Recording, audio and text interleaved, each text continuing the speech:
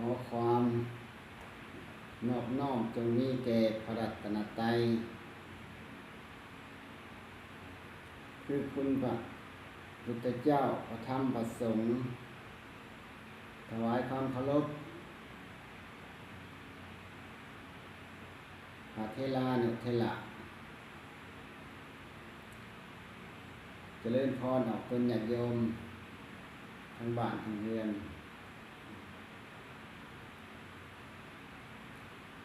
สุโขปุญญัจจะอุจจโญความสั่งสมขึ้น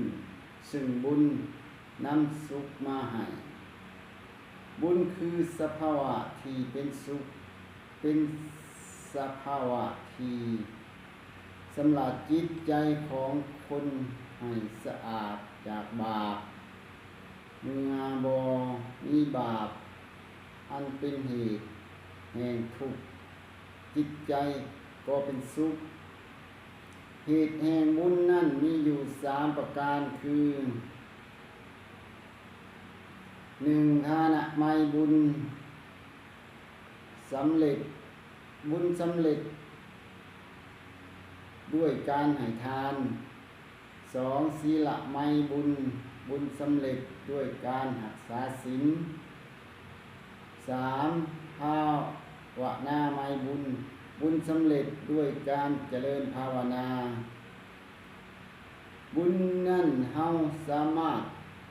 เฮ็ดได้เรื่อยๆ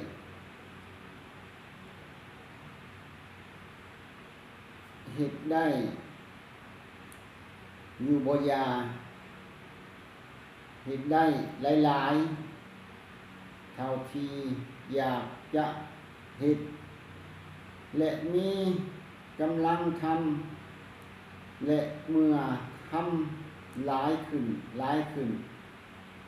บุญนั่นก็เพิ่มหลายขึ้นเช่นเดียวกันเมื่อบุญหลายขึ้นเท่าใดความสุขอันเกิดจากบุญก็จะหลายขึ้นตามไปด้วยดังนั้นจึงควรสั่งสมบุญ